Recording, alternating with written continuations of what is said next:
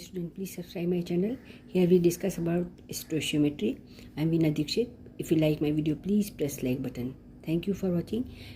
Please comment me whether you like my video or not. Empirical and molecular formula we discuss here. Vapor density multiplied by 2 is equal to molecular weight. Few formula you should know. N is equal to molecular weight divided by empirical weight. Why we need N? Because with the help of this we can get molecular formula, because molecular formula is equal to empirical formula multiplied by N. Now question: organic compound has carbon percentage given, hydrogen percentage given, write it down, and the rest is oxygen. So carbon, hydrogen and oxygen percentage is given. Carbon and hydrogen given, oxygen percentage we have to calculate, and vapor density is given 83. Find its empirical and molecular formula. So you have to make 1, 2, 3, 4, 5 column.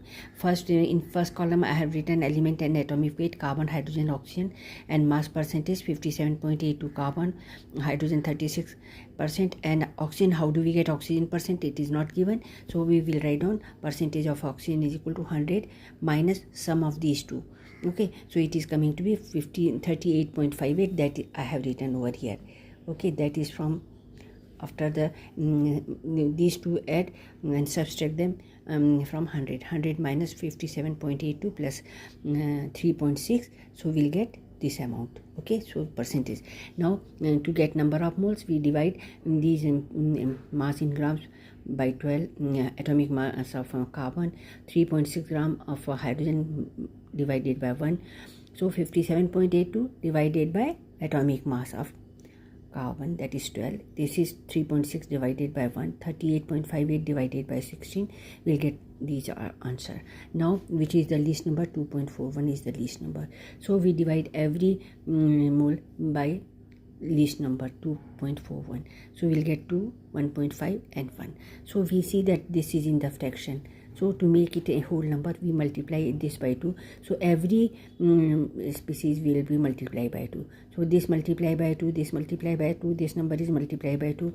So we'll get 4 carbon, 3 hydrogen and oxygen. How much oxygen? 2 oxygen. So what is the formula here? From here we get the formula C4H3O2.